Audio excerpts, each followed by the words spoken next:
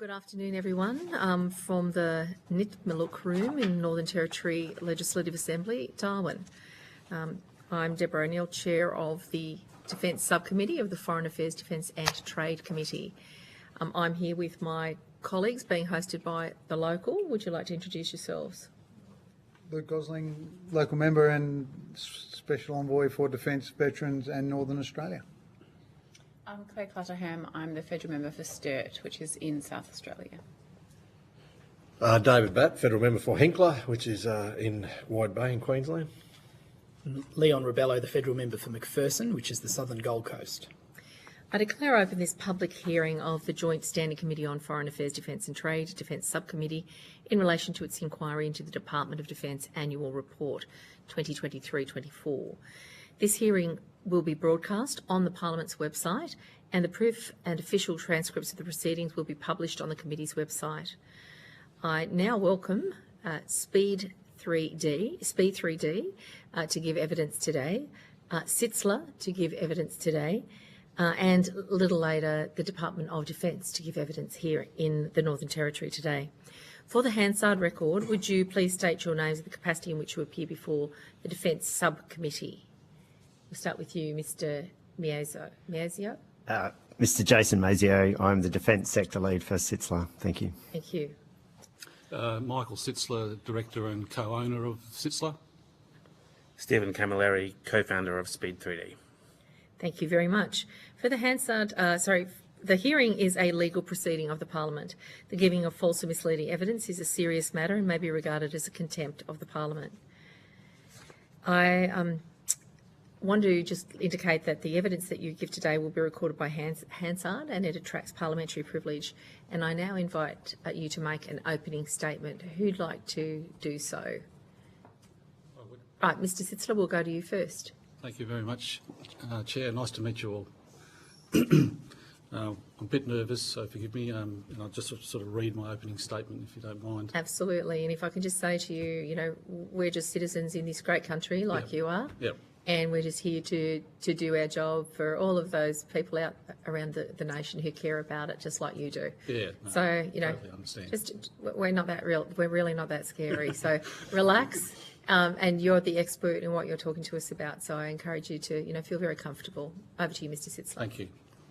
Look, thank you for the opportunity to appear here today. As I said, Michael Sitzler, the Director and Co-Owner of Sitzler. Sitzler is a proudly Australian-owned and Northern Territory headquartered construction company with staffing around 300 personnel at the moment and consistently reporting in the top 20 Australian businesses supporting defence, as recorded by the Australian Defence Magazine Business Survey. As a proud Northern Territory headquartered company, Sitzler has been at the forefront of delivering critical defence infrastructure across Northern Australia for decades. Our achievements include the successful delivery of complex projects in some of the most remote and challenging environments in Northern Australia, but projects that have been essential to Australia's force projection, operational readiness and national resilience. We're very proud of our achievements. Recent achievements include completion and commissioning of the Defence's latest and largest marksmanship training range at Kangaroo Flats, which is about 50 k's down the road, as part of our delivery for the training facilities across Northern Australia in a $715 million defence contract. And we've also, this last week, completed a $330 million Air 7000 1B project in RAF Tyndall, which is providing the hangar, maintenance and support facilities for the newly raised 9 Squadron MQ-4 Triton remotely piloted aircraft. That project was handed over 4.5 months early. The construction industry in the north does face some unique challenges. We've got the harsh climates, cyclones, supply chain vulnerabilities and workforce shortages that sort of come and go a bit. Addressing these requirements at a minimum, a clear signalling of the pipeline of projects with greater consistency to bringing these projects to market would be helpful. It's done very well, but I think it could be done a bit better. It's imperative that to enable industry to meet defence stated objectives for infrastructure delivery, sustainment and resilience, that we know what's coming and when. The government's strategic direction, reflected in the investment program and defence industry development strategy, recognising that building sovereign capability in the north is a whole-of-nation effort, but industry must be empowered to support and deliver it. At Sitzler, we are committed to that vision, investing in our people, supporting local businesses and working collaboratively with Defence to ensure that the northern infrastructure projects deliver enduring value for Australia. We are very proud of our achievements in our history and very pleased to be here to talking to you today. Thank you. Thank you very much, Mr. Sitzler. And before I say anything else, 4.5 months early for any project delivery. It's the daughter of a person Irish immigrant who worked in construction and ran his own companies. Yep. We're taking our hat off to on that. Mr. Camilleri, would you like to give us an opening statement? Sure. So I'm a little nervous as well, but Well, can you read the same thing? We're going to be pretty friendly, and we're really keen to hear from you about your expertise. thank you. Yeah, you guys seem lovely. So Good. my company Speed 3D has developed metal 3D printing technology. That's what we do. So the easiest way to explain what our technology can do is we can make a box. It's a shipping container, which can go downstairs, outside in the car park during a cyclone. This has actually happened, and manufacture a new engine block overnight, largely automatically. So this is quite a novel technology. As far as I know, we have no competitors that can do the same thing. So we engaged very hard with Defence in 2020 and 2021 here in Australia. I personally was out on, I think it was total 7 field exercises. So I've laid in shell scrapes and I've eaten ration packs and been out doing all of that stuff, dealing very directly with people in the Defence Force, which was, I have to say, a wonderful experience. During that time, we were able to improve our tech pretty significantly for that market. And indeed, we got to the point in 2021 where Australian soldiers that we had trained could take the tech that they were using, that we'd produced, and they could manufacture new parts for vehicles in the field, which could then be tested in the field and deployed onto vehicles in the field, and the parts worked, and the vehicles worked. So there's an enormous new capacity here to endure, to resupply, and to remain resilient in the field. Our technology works just as well not in the field. It works just as well in industry. So since that time, 5 years ago approximately, where we kind of wound up our last trial with the Australian Defence Force, we've gone on to sell that technology internationally. So it's now present with the US government and the UK government and the Japanese government and the UAE and also recently Nigeria. Unfortunately, during that 5 years, we haven't had a lot of additional traction with the Australian Defence Force. So we've had bits and pieces here and there, but what we have seen is foreign governments be extremely supportive champions of our technology and what it can do, and engage with it very wholeheartedly. Unfortunately, we haven't quite seen that same level here. So this is just an observation. I believe I'm in a position to, a separate subject, I believe I'm in a position to negotiate and describe why industrial capacity in Western nations is kind of sliding. There are some technological and social and economic factors at play, and indeed our whole business has been predicated on being able to predict those things happening and respond to them with new technology. So these observations that we observe about industrial decline, there are real reasons behind them. This isn't anyone's fault. This isn't anyone's there's nothing nefarious behind that. There are real factors that are causing these things. And the new technology, the kind of class that we work in, advanced manufacturing, is turning out to be a very effective solution. And when I hear broadcasts from the government about sovereign industrial capability, defence industry, sustainment, I know what those solutions look like. So I'd like to offer those skills wholeheartedly. This is not a sales pitch. We're doing very well internationally. But I think Australia stands to gain a lot by looking at some of the opportunities for what technology can provide now for sustainment and industry. Wonderful. Well, thank you for your insights and thank you for your frankness. The committee, it costs a lot to bring a committee to a place like Darwin for all of us to be here. We're really very keen to get on the record publicly the things that are assets that we have and challenges that we have yet to face. So if I could just ask one question and then I'll go straight to Mr. Gosling. So if I could put together your comment, Mr. Sitzler, about, effective work that's been done, but we could do some things better. And your comments, Mr. Camilleri, about a sort of perhaps a step back from the Australian government when other governments have advanced to pick up the technology that was proven in the Australian context, right? So for both of you, my question is, what would better look like, whether it's interaction with a prime or with a small and medium enterprise, to solve the challenges that Australia faces in terms of its defence capacity? We'll go to you, Mr. Sitzler, first. What do you want to think? I might need to think. All right, I'll go to Mr. Camilleri and give you a minute. Yep, thanks. Sure. So I think, like in Australian culture, we have this tendency to try and find points of blame, to find points of responsibility. But in fact, what's happening is the world's changing faster than we used to, and we need to adapt to it.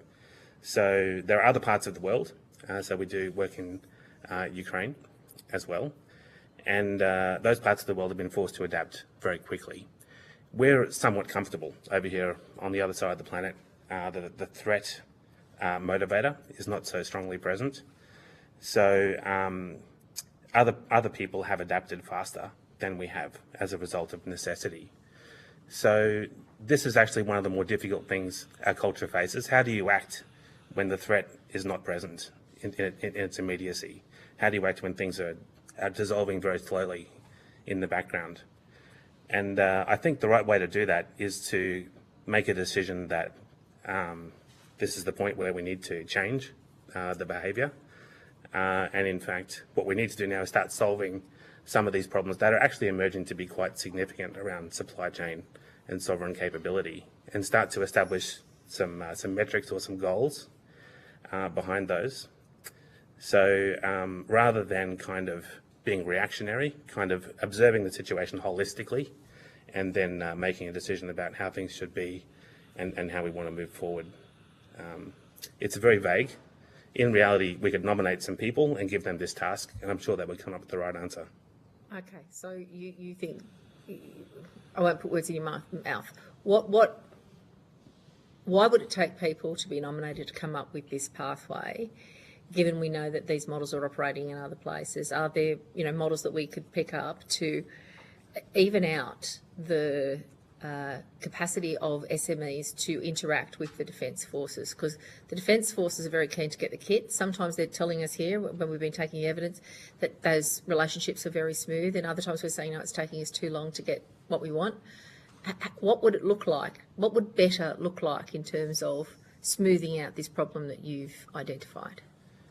Yeah, I think it really comes down to the difference between doing something that feels like doing something and doing something that's effective. So there's a psychological contract called an activity trap. So an activity trap is where you really need to do something. You have to do something. You've got to clean the house. People are coming for dinner, but you really don't want to do that. So you notice that your broom's old, so you head out to Bunnings to buy a new broom. This is an activity trap. It doesn't achieve anything towards your objective, but it makes you feel like you're doing something useful. So this is Not guilty of that ever. we all are. This is written into our very brains. Yep. So activity traps are comforting, and they're easy to deal with, and they don't push in any way towards adopting risk and managing new risk. Can I jump in on this Yeah, one? sure. Are you allowed to do that? Ignacio? You're allowed to do that? That's cool. I'd be interested, just the comment would be, a great example of that is the ASCA, so the Australian Strategic Capability Accelerator. I think it's like, we can do amazing things, and it's just like another layer of red tape that you probably would have bounced against 3 times and got nowhere. And then they put out a website, oh, we've had this fantastic idea. And then it's shrouded in secrecy for obvious reasons, because some of the technology is fantastic. But I just think that's a great example of a good idea that is just really poorly executed because it's surrounded in too much red tape, and it's not allowing SMEs who have got fantastic ideas to actually execute, get it in a soldier's hand who's playing with it, saying, yeah, we want this more, let's fast track it. Okay. Sorry, just to wind up that point I made before, the activity trap. So the way out of the activity trap is to nominate someone, is to first identify that you're in an activity trap, and then to nominate someone whose only job it is to get you out of the trap and engage in something more meaningful, get you to the solution that you need. So that's the only way through it. Okay, so change of strategy you're advocating there. Did you want to close this off, Mr. Sitzler? Yes, Senator. I guess that from my perspective, trying to answer what you're asking, to me, it's about the statement about the importance of the North and the national resilience of the area is something that we all believe in, but it appears sometimes that it loses its importance for other people for other reasons as time moves on and things change. And I think that the important thing is that to recognise and insist that national resilience never loses its importance, its high importance level, and the behaviours will then be aligned to that statement. And what I'm sort of trying to say, in some ways, is that sometimes in our world, things that's considered very important, and there's a program of activities planned and approved, but then they don't happen for a number of years. It's like they lost their importance or something, I don't know. So I think just that whole thing of the national security and the national significance of Northern Australia in delivering its security for the country needs to be always very important, not sometimes. We certainly know that there's been a new national defence strategy, and an orientation to the North has been highly funded, and your company is manifesting those sorts of investments here in the North. So something's working some places, but then there's these other blockages, and you're not the first person to articulate that. The other thing is, as things change, which Mr. Camilleri has been talking about, we heard in evidence in Canberra recently that 80% of items that were projected to go ahead have not gone ahead because there has been a change in defence posture because of our prevailing geostrategic reality. So this is where this seems to be a friction point. I don't know that we've got an answer, but it's like we need to be responsive. We also need to be long range and make sure that we find access points for small and medium enterprises as well as the primes. And there's a lack of clarity, I think, that people are telling us in that whole structure and system that is not only a cost to the advanced manufacturing will of the government, but also the sovereign industrial capacity that we need for the moment. So you've articulated that problem there. I invite you to go away and think about what a solution from your point of view might look like and provide that on notice to the committee. And now I'll go to Mr. Gosling for some questions.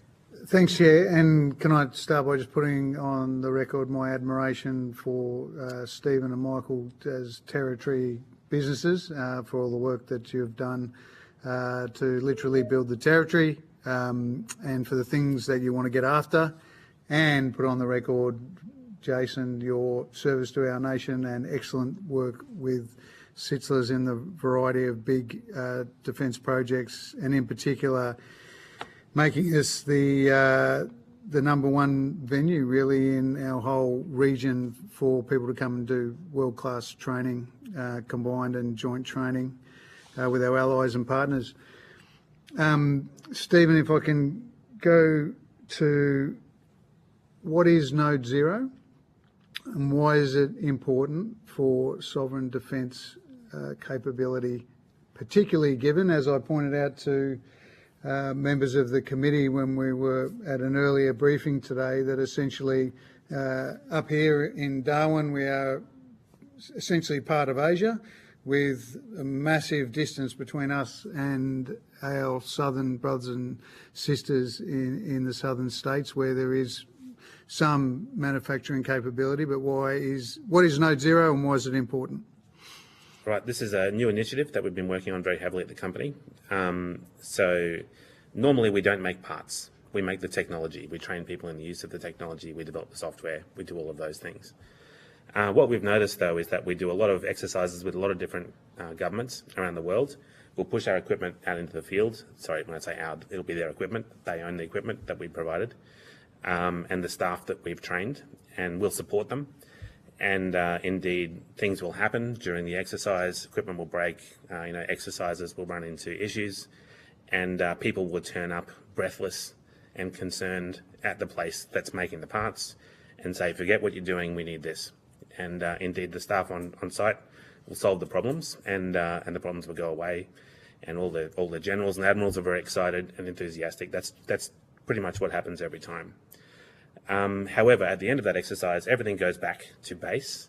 The cadence drops, and defence generally around the world doesn't have doctrinal manufacturing requirements within it. So that's usually pushed out to defence industry. So there's not really a staff on a base whose job it is to make parts every day. So that equipment generally goes into a smaller cadence. And we've just noticed this frustration. You have this amazing capacity set up, this enormous effect, and then it kind of comes and goes with exercises. So we've thought, why not set up a commercial facility?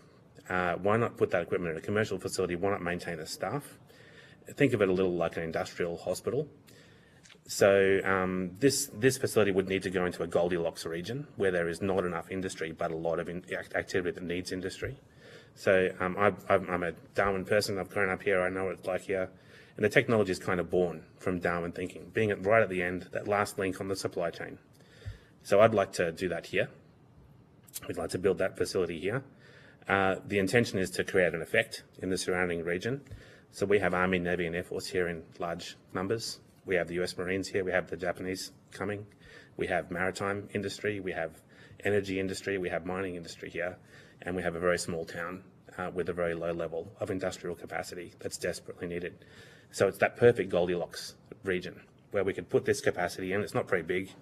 Not only could it be a hospital, it could be a teaching hospital. We can develop our own workforce there, which doesn't exist elsewhere. And it's the kind of thing that would work very well here in the north part of Australia. But in downtown Sydney, you would not need. There are very little needs for industrial parts in downtown Sydney. And there are lots of people in Greater Sydney who can make industrial parts. Here it's perfect. So this is a very Aussie kind of tech that we've come up with, by coincidence or not. And we really want to push ahead with this particular agenda. We're doing so now. Thanks. Anyone else want to make a contribution? Oh, just fascinated. Fantastic. That's really cool. I might just quickly, Michael or Jason, have you heard anything about preparation of bases for protection of personnel? When I was down at Tyndall recently, I was shown a bunker based on a US system where, what are those big things filled with dirt? HESCO basically. Yes, a HESCO set up. That's sort of down there as a prototype, and it seems to me that if we're going to be fully prepared for these changed strategic environments, we need to protect our most precious assets, which are our people, whether they be pilots or engineers or people who make the planes go, that some personal protection might be a good idea. Have you heard anything about that?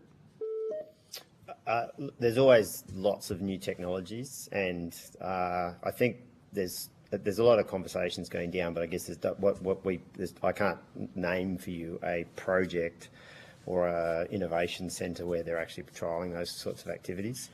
So in response to that, that's the bit that probably is missing, but there's lots of clever people across different parts of the department and then reaching into industry where that is happening. It is complex because the threat that might be, say, in Ukraine is quite different to what we will face, and our geography is our problem, but it's also our strength. So you've got to be careful sometimes about saying, well, that solution there is the best for us in Tyndall, when actually just being dispersed is probably a strength. So. And add to the technology piece, I think there's some really good stuff out there that's more modern and agile than filling dirt. And then sometimes, a bunch of sappers with shovels filling dirt shovels that doesn't rely on technology just as effective. So from a committee perspective, just that agility of the department to have some what would be micro funding to challenge and test those, and have even military units working more closely with industry to say, hey, come and bring your industry today, come and bring some ideas, interject it, and then probably to Stephen's point, not have it go nowhere. So that's probably some of the challenges. Like, you come with these ideas, you're really passionate, the people love it, and then 5 years later you've sold it to 6 other countries. It's a bit of a common theme. Yeah. Thanks, Chair. Thanks, Mr. Batt. Thank you, Chair. Start with Mr. Camilleri, but happy for all three of you to answer if you feel you can get anything into it. You mentioned earlier about the sovereign capability here to be able to keep that sustainability happening in the country, but without a threat motivator, it's not happening. So, like what's happening in Ukraine at the moment, we don't have that immediate threat, so we've got a lot of red tape. Any ideas on how we don't want to get to that threat motivator of Ukraine before we start dealing that way, but how we can change the way we do things? I've thought about this question a lot. You really don't want to have to, like, this kind of cultural brinksmanship that we love to indulge in. Like we did, if you go back in history, we did pretty well in World War II. We pivoted our economy, our industry pretty quickly. That was a simpler time from a technical point of view than now. And we had more industrial base at the time, a more varied industrial base. So how do you kind of do that? How do you prepare? How do you position for something like that? And where I've got to is there must be a need for these things that's not coming from defence. So I published a document back in March. I called it Make Stuff Here. So it's online. It talks about how we should be doing more manufacturing in Australia. And by that I mean value add. So don't just ship iron ore, ship high quality maraging steels. Incredibly high value. We have the tech, the people to be able to generate that stuff. Smaller amounts of material, but very high value. So they go from kind of 15 cents a kilo for iron ore to sort of $200 to $400 a kilo for high quality maraging steel. Like, when you're on the other side of the world, which would you rather ship, right? Which is better to ship? So if we can figure out how to better align the needs of defence with what Australia is prepared to consume here and become expert at in developing export industry, I think we can make it happen. But it's got to be a little more subtle and clever than just saying we need a threat emergency. Let's create a threat emergency. It's got to be something more like, what, we're going to have this problem in the future unless we can figure out good reasons to build more capacity under what we're doing today. So Stop for a second, because I just heard someone cough there. Who have we got online? Maybe someone for the next meeting. Defence people on the chorus call. Okay, so we've got until, when are we? Another 10 minutes before we come to you. Could you identify who we've got online already? Hello, this is Major General Jeremy King. I'm the head of Joint Aviation Systems Division in Defence. Okay. Waiting to give evidence for defence. Thank you very much. Have we got anyone else on there? We just heard another buzz. It's Sue Bedell, First Assistant Secretary for the Pacific. Excellent. Anyone else? Hey, There's a few of you there. Okay, so your defence, we're going to trust that you're doing the right thing. So can we just get you to make sure you mute your microphones, and I'll give you a signal when we're ready to take evidence from you, which should be at 2 o'clock Darwin time. Is that correct?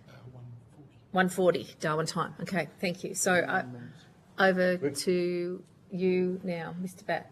I was only if the other two gentlemen had anything they wanted to add into that part about how it's that reducing the red tape quicker, without having to wait to get to a Ukraine-style theatre. How do we help reduce that to help you guys? Yeah, I think, look, thanks for your question. It's sort of quite broad, but I think a number of factors, I guess, go back to the principles of things and what makes things happen. I guess an example of reducing the red tape and getting to a point where we're prepared for future events. I totally agree with Stephen's sort of concept of becoming more self-resilient as a nation and having those skills and capacities there to be applied at the appropriate time. I think the pandemic sort of taught us that we do need to sort of improve our self-resilience and have industrial capacity that is able to be applied, that can be used across defence and non-defence reasons. And I think a good example of that currently that the country's coming towards is this rare earths opportunity, which is in the Northern Territory, down in Nolan's Bore, where I understand it's a world-class resource that every man and his dog wants across the world, and it's 400 kilometres away. We need to make sure that we don't just give it away. We do something with it, value add, increase our industrial capacity as a result, and have that ability to then use that strength that we've created to achieve your sort of concern. That's sort of where I'm at.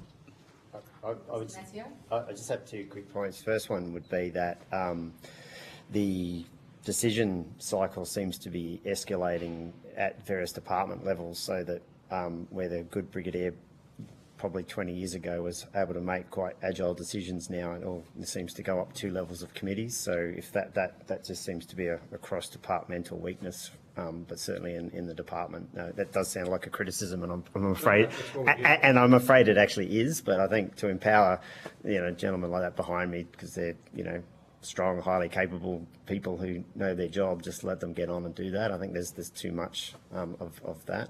And then the other part, which is back to the Parliament, right? That setting the right incentive levels for this, so those kind of fabulous, media people talk about onshoring, nearshoring, and all those sorts of papers that are written. You're never really then seeing that come from what's Parliament doing or what are the departments doing to create the incentives for us to then actually start to mobilise behind that, right? It's lots of conversations. COVID's a great example.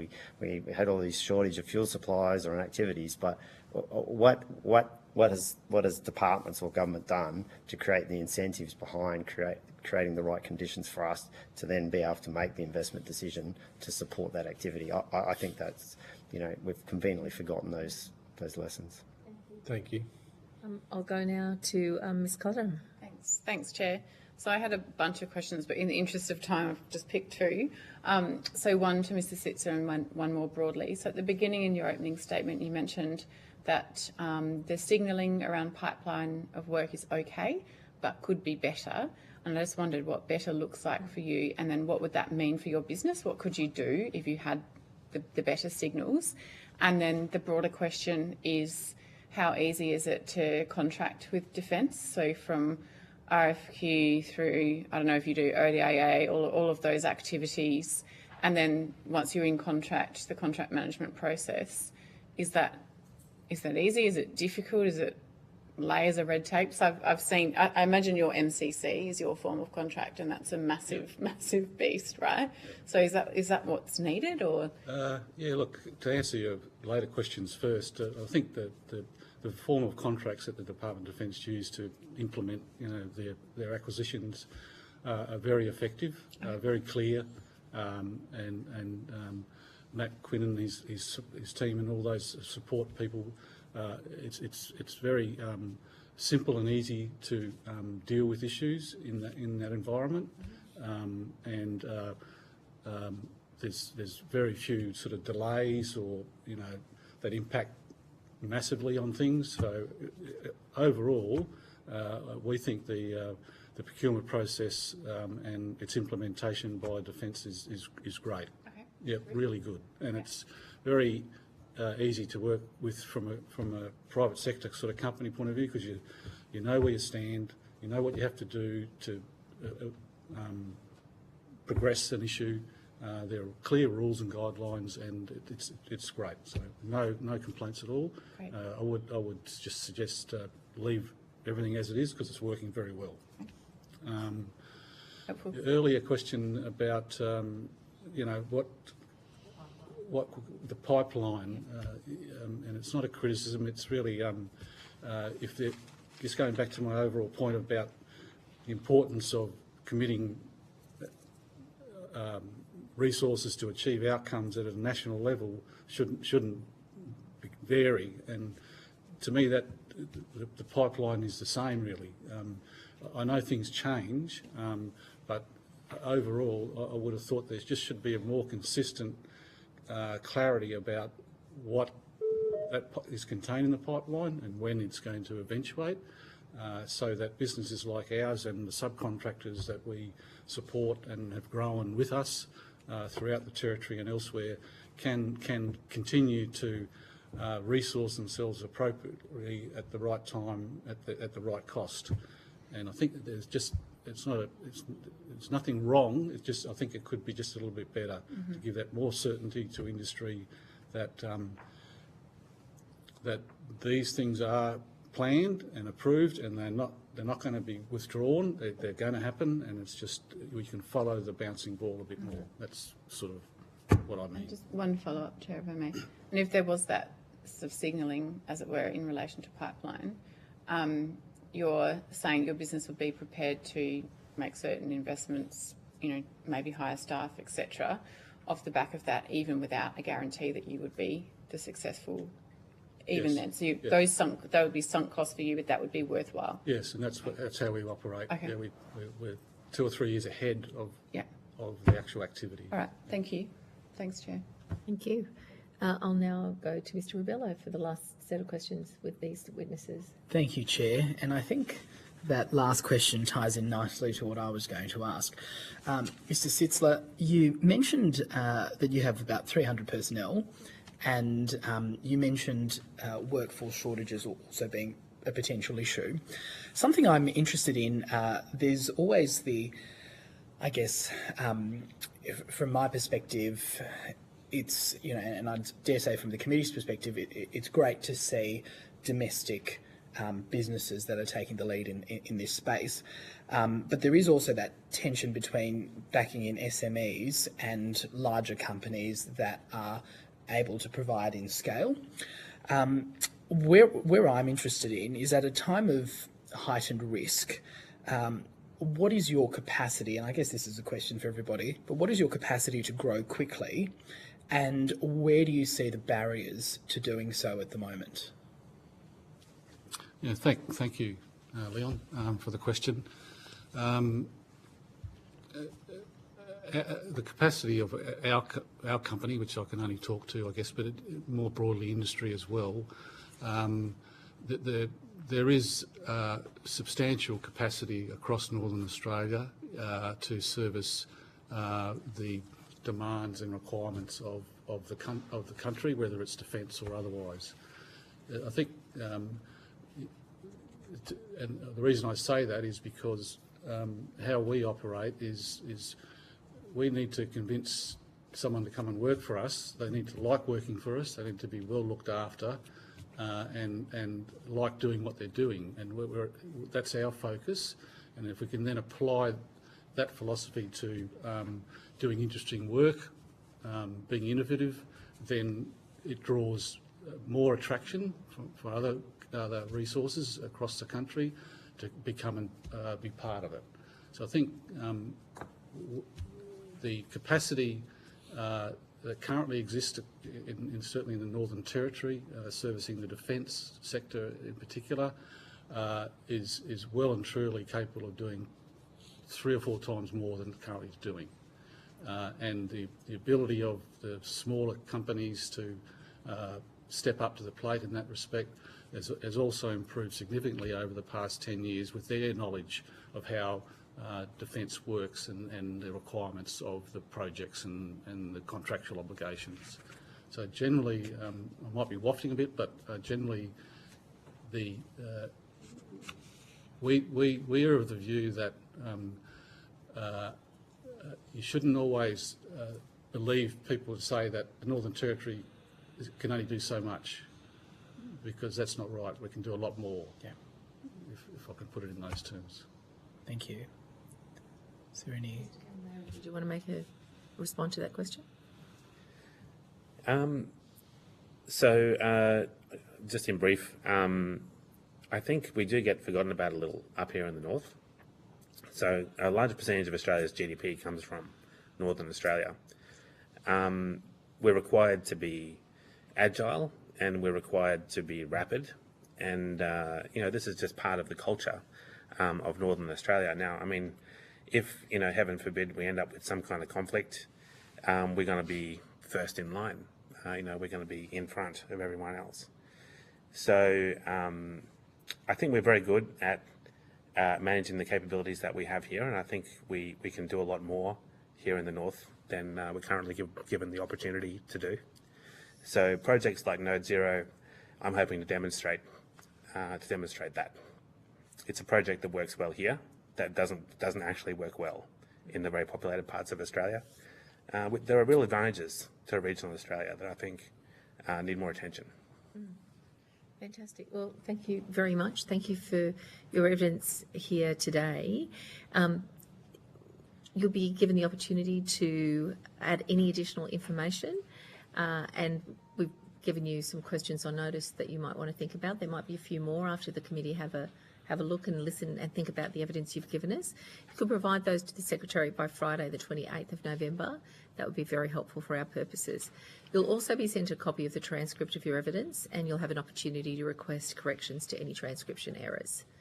So once again, can I thank you for your endeavours and for your manufacturing and project management that enhance the nature. Yeah, it's wonderful. We might just suspend for one moment, and I think committee members, we might get a photograph with these people while they're here with us, and then can we ask the defence to move in? We'll check through and make sure everybody's online as well, if you can confirm for us. Thank you.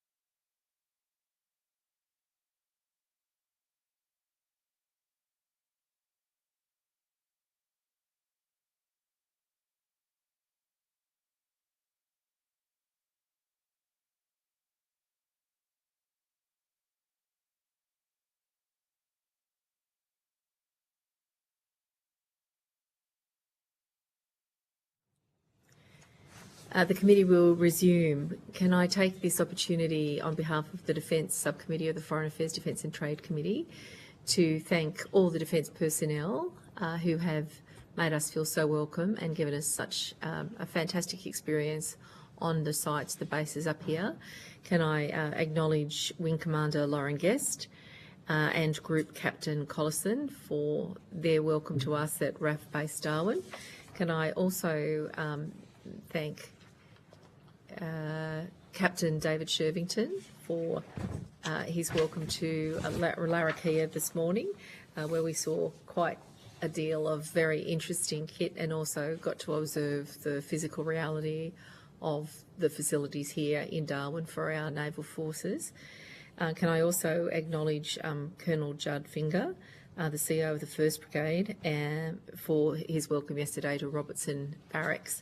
And of course, we have with us some companions on the journey, physically in the room, Brigadier Matthew Quinn and Group Captain James Collison. Thank you also for your part in our welcome and acclimatisation to Darwin, and I say that after a rather sweaty couple of days. First of all, I need to confirm exactly who we have with us, and I'll get you each to say your name and the capacity in which you appear. Let's start with the people in the room. I'll go first to you, Brigadier Quinn. G'day, Brigadier Matthew Quinn, Director General, Capital Facilities and Infrastructure. Group Captain Jim Collison, Director, Regional Air Domain Posture in the North Centre. Now, just so those who are playing at home through the telephone, no, we've got your nameplates in front of us, so I'm going to read them in the order in which they appear before the committee. So, Commodore Turner, could you give your full name and the capacity in which you appear? Commodore Michael Turner, Director General, Maritime Integrated Capabilities in Navy Capability Division, responsible for Navy's autonomous programs. Thank you. Air Vice Marshal Mr. Nicholas Hogan. Air Vice Marshal Nicholas Hogan, Head of Air Force Capability. Mr. Pat Sowry. Thanks, Chair. Mr. Pat Sowry, First Assistant Secretary, Infrastructure within Security and Estate Group. Brigadier Mark Baldock. Thanks, Chair. Brigadier Mark Baldock, Director General, Fuel Capability, responsible for the Defence Fuel Supply Chain. Major General Jeremy King. Thanks, Chair. Major General Jeremy King, Head of Joint Aviation Systems Division in Capability and Acquisition and Sustainment Group, responsible for helicopters and UAVs. Thank you. Miss Susan Bedell.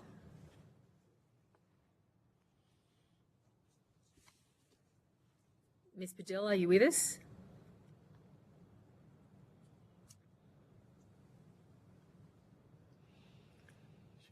No? Okay, we'll hear, if we hear a beep, we'll invite her. Mr. Andrew Hodgkinson.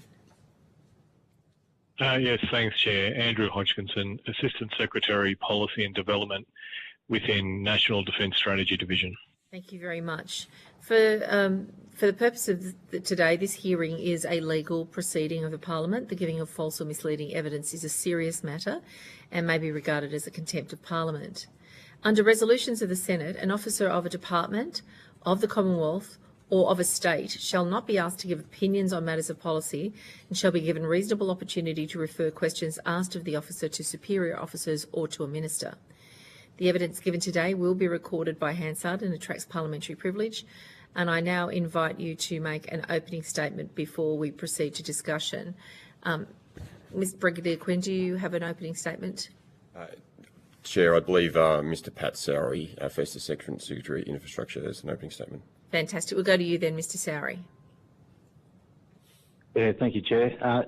Just following the theme of your visit to the bases up there and your discussion with local industry who work in the construction sector supporting our activities, just like to thank you for the opportunity to appear today. Defence has been transforming its estate in line with the government's priorities within the 2024 National Defence Strategy. The strategy directs Defence's domestic force posture and includes directions to deliver a logistically networked and resilient set of bases, predominantly across the north of Australia, to enhance force projection and improve defence's ability to recover from an attack, to maintain a resilient network of southern basing infrastructure focused on force generation, sustainment, health networks and logistics nodes, to sustain combat operations and support the projection of Australian forces, to increase protection of our bases and provide the ability to withstand disruption in crisis or conflict, enable enhanced US and key partner training and cooperation on Australian territory where these activities are in our national interest, adopt climate adaptation strategies and energy resilience, and adopt civil military arrangements for infrastructure in the event of a crisis or conflict. Defence is focusing its force posture efforts and resourcing on bases most appropriate to these strategic circumstances. Just in relation to investment, as the government announced in 2024, Defence will invest $14 to $18 billion to improve the ADF's ability to operate from our northern bases over the decade to 2033-34. Our investment across northern Australia over the decade is currently at $15.17 billion. Our current estimate for northern Australia in 25-26 is about $1.7 billion, and our Northern Territory forecast for 25-26 is currently at just over $1 billion.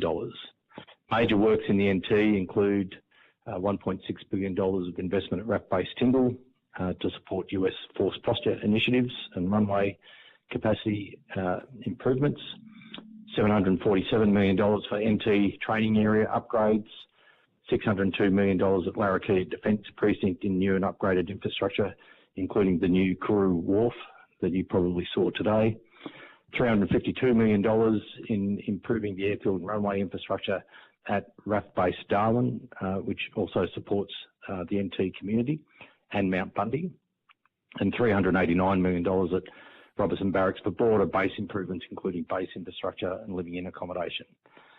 The leasing of the Defence Accommodation Precinct Darwin, which provides over 3,000 plus rooms, is a significant benefit to supporting training in the Northern Territory. The Integrated Investment Program sets out the specific defence capabilities government is investing in to give effect to the National Defence Strategy. You may have seen in your visits, Defence is also accelerating its transition to clean energy to improve Defence's resilience to disruption in line with National Defence Strategy. Defence expects to meet and reduce greenhouse gas emissions to support the nationally determined contribution target of 43% by 2030 and achieving net zero emissions by 2050. By 2030, all of Defence's grid electricity will be sourced from renewables under whole of Australian government arrangements, and Defence is accelerating its transition to renewable energy by installing solar and battery energy storage systems on the Defence estate. Solar farms at RAF Base Darwin and Robertson Barracks provide up to 40% of the energy needs of those bases. These initiatives reflect Defence's commitment to delivering a secure, capable and fit-for-purpose estate that supports Australia's strategic objectives outlined in the NDS and IIP. Just finally, and probably more in relation to RAF Base Darwin, the Battle of Darwin occurred on 19th of February 1942. There are a number of historic sites throughout the city preserved as a reminder, and RAF Base Darwin is on the Commonwealth Heritage List with listings for the 1940s era core precinct and for some housing assets. Heritage listings on the estate present some challenges, and Defence is reviewing its approach to heritage management more broadly. We operate within the Environmental Protection and Biodiversity Act and Conservation Act, and are usually able to work within restrictions to modify buildings and undertake development. So I just wanted to provide some context around some of the historic sites that we have in Darwin. Thank you, and I look forward to your questions. Thank you very much. Is there anyone else seeking to provide an opening statement? No. We'll go straight to questions, and I'll go first to the local member, Mr. Gosley. Thanks, Chair. Just in relation to the solar farms, which are fantastic, outside of, or just outside the wire at Robertson Barracks, and assisting the RAF base with their energy resilience. how are they providing resilience to the grid, and can they provide power into the local grid if required? Yeah, it's Pat Sowry. Thanks, Mr. Gosling. Look, they are able to provide to the grid. One of the other elements that we're still to supply are the battery energy storage systems to support those solar farms. So that's as part of the resilience is that we whilst we have some degree of reliability on the local grid, we are able to provide, as I said, 40% of the energy needs of the base, and then we do, in times of crisis, or in the event of extreme weather events, we can undertake a number of measures for resilience to support the local community through load shedding and different power usage mechanisms of that nature. No, thanks, Pat. So if I understand it right, we can assist, not because we've got a cyclone bearing down on us in the next 48 hours, and in previous cyclones we've lost power from large sections of Darwin due to fallen power lines. But I was just, it'll be a question that I might get asked, and I think it's a good example of how Defence can reinforce its social licence with the local community. As you know, Darwin and Palmerston, the top end generally loves our Defence community, but if there is some more battery capacity that we need in order to provide energy from those Defence solar farms to not only be used by the base but can have an assisting role with the community, I think that'd be something that the community would very much welcome. I'll just leave that there as a comment. I asked some previous witnesses just if there was any plans to expand the personal protection assets down at a place like RAF Tyndall, where I recently saw a bunker system that's been tested by the US to withstand long-range fires. If they, in a future scenario, and a disintegration of peace and good order in our region, if there was to be incoming fires to RAF Tyndall, that a duplication of that sort of prototype bunker system would provide close by protection for our Air Force crews in particular. And I was just wondering if there's a project that seeks to provide that sort of protection on our critical strategic bases like RAF Base Tyndall. Mr. Gosling, it's Air Vice Marshal Nicholas Hogan. I'll take that one if you don't mind, Pat. Over. Over to you, Air Vice Marshal. Thank you for your question. Sorry. The phone system as it is. Thank you for the question, and I appreciate it. I recently saw that bunker that you're referring to as a demonstration of the ability to do something from a local assets using other overseas designs to determine whether it was fit for purpose in our climate. So that is a first of type demonstration. It was we had US personnel assisting us with the construction and showing and demonstrating to our people how to do that construction of the bunker system. Security Estate group, so that Mr. Pat Sowry represents, were assisting with regards to where we would site the first demonstration, and we certainly have plans to replicate that across our northern bases and certainly across other bases where that would be applicable. But it's a demonstration of type as it stands right now. Mr. Gosling, over. Yeah, no, thanks very much. It just seemed to me that it's an important thing for us to think about, as well as our own offensive capability, to make sure that we've got the basics in place for our own people, because they're so vital to winning if we are faced with that sort of scenario. Thanks very much. I know everyone else will have a lot of questions. Appreciate your answers.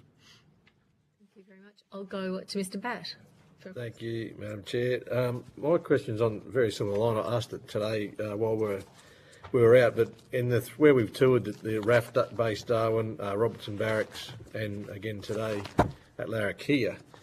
Mr. Sarah, you mentioned about the 1942 Battle of Darwin, and since then, from me being a non-defence person who's just had a look around, there doesn't seem to be any defence support for any of our defence staff if we had some sort of a unprovoked attack at any of our bases here in the north, which is, as we've heard, the defence estate is going to be our first line of defence to our country. So whether or not you can, or anyone can support or advise what we're looking for in the future for our own defence personnel to be able to defend themselves or bunker down if we did have some sort of an attack like that. Yeah, thanks. It's Pat Sarah. I might defer to Mr. Hodgkinson just in terms of the national defence strategy going forward. We're obviously not quite at a point of escalation that might be expressed and of concern by some of the local members, but and it's probably just building on what Air Vice Marshal Hogan said. Within the investment program, there are one of the top, and through the National Defence Strategy, one of the top priorities is northern base resilience. So the first phase of that has really been looking at improving the capability that we have and the capacity within our bases. So a good example of that would be the Kooroo Wharf that you would have seen at Larrakia Defence Precinct. And if you'd gone down to Tyndall, you'd see the sort of airfield upgrades. And obviously we did over the last couple of years significant runway upgrades at RAF-based Darwin. The next phase for us is looking at those, a range of passive defence measures. The bunker system that you referred to at Tyndall was delivered, as Air Vice Marshal Hogan said, through a recent exercise, joint exercise with the US on Exercise Bronze Crocodile.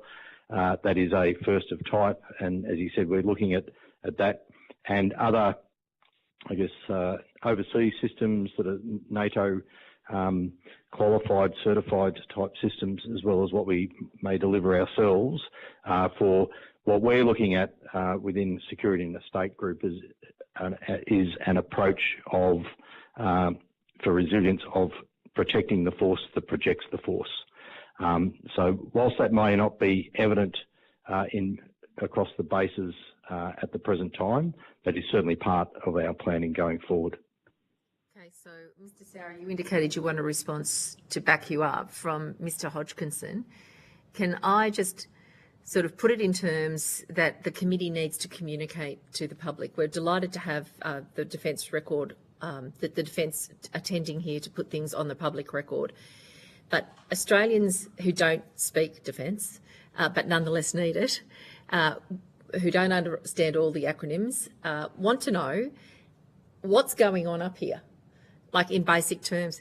There's a lot of old infrastructure that we've had a look in the last few days that has been significantly updated and upgraded with hundreds of millions of dollars investment. Things under the ground, sewer, water, electricity, new communications, all of those things have happened. So that's capacity stuff that's been talked about, I think, by you, Mr. Sowry. The question I think Mr. Batt is asking is, having seen this investment, knowing that it is important for the nation, how is that to be protected? And what's the timeline for that? That's like a practical question about if we've done this, how are we going to make sure that it's safe? Can I put that to you, Mr. Hodgkinson? Thanks very much, Chair. What I can do is provide a bit of overarching context on what the National Defence Strategy and integrated investment plan say about the priorities in this area in terms of ensuring that our people are protected and that we're able to undertake a force projection from our northern bases, including in circumstances in which we might be under attack. So the integrated investment program talks about, in the current context, the importance of our forces having the ability to respond, defend against, and respond to and reduce the effectiveness of air and missile attacks in a context in which we do have increasing long-range and high-speed missile capabilities within the region. The approach that the National Defence Strategy and Integrated Investment Program take to responding to that has a number of layers to it, and there are a range of investments that sit within that portfolio of activities that we're undertaking to provide an effective response to that. That includes investment in advanced. Yeah. Can you name some of them? We're talking at a strategic level. Like if I'm sitting in Melbourne in my lounge room, I know that it's a bit hot in the region. I'm paying that much attention. I know that there's money being spent up here in the Northern Territory, and I support the Defence Forces. I go out on Anzac Day and the 11th of the 11th, and I honour the fallen, and I understand that something has to be done. Can you just do like ordinary, normal person who has no idea about what's going on in military, a translation into common English about what it is, what these layers are, when you use the term strategic threat, I know that it means very specific things that you've helped us understand as a committee, but our job is to get this on the record for ordinary Australians to understand. So what are you actually doing? Yeah, certainly, Chair. I'll try to help with that. So when we talk about the investments that we're making, that includes investments in the command and control. I'm trying not to be too jargonistic, but the command and control capabilities that enable us to bring together sensor information, enable us to effectively track and target air and missile incoming targets. So there's a significant project underway known as Air 6500, which is called the Joint Air Battle Management System. That's a significant, it's essentially the brains of the integrated air and missile defence system that's going to enable us to bring together information to enable us to understand what's going on in the environment and then to respond to it effectively. We're investing in a range of advanced sensors, including radar capabilities like the Jindalee Operational Radar Network, other space-based sensors that enable us to detect what's going on in the environment. So when we can see when there is an incoming threat, that we can see where it is.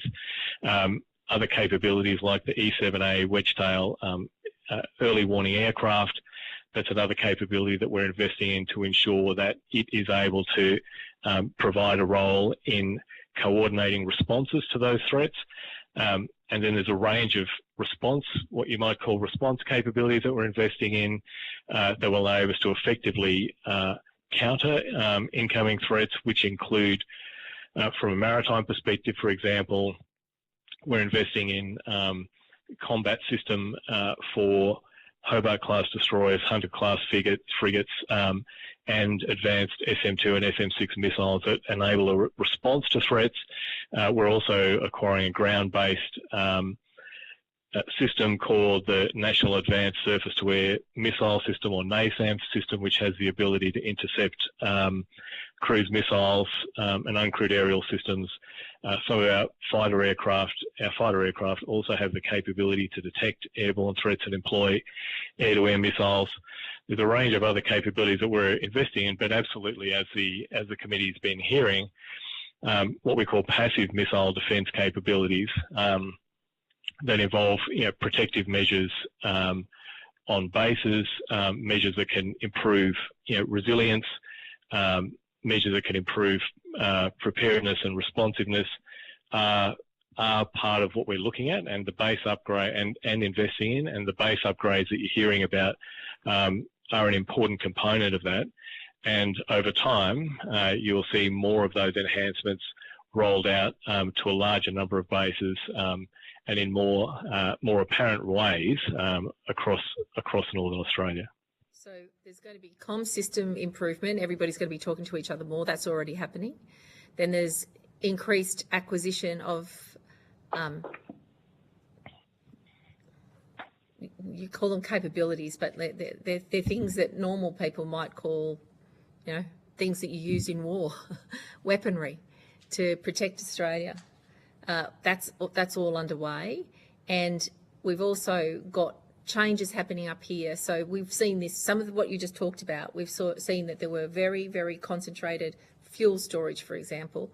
Now that that's been reorganised to reduce risk of us losing capacity, it's really practical things like that. Some have happened, but some of the lists that you spoke about are yet to happen. Is that a fair summary of where we are, Mr. Hodgkinson? Yes, that's a fair summary. Excellent. Back to you, Mr. Batt. Thank you, Chair. I've got one more. I'll say everyone gets the turn, but hopefully it's a bit shorter and sharper. There's been submissions into the inquiry that the Defence Estate audit has not been released to the public, and I just wonder whether anyone can comment on whether it might be able to be released, if it will be released to the public, and or if it could be released to the committee in the short term. It's Pat Sowry. Just in terms of responding to that, look, it's still with government for consideration, and so it would be a matter for the government to determine the nature of its release to the committee, and I think it'd be reasonable to expect that once government determines how it wants to approach the recommendations in the audit, that elements, if not all of it, will become public. Thank you. Can you add anything to that, Brigadier Quinn?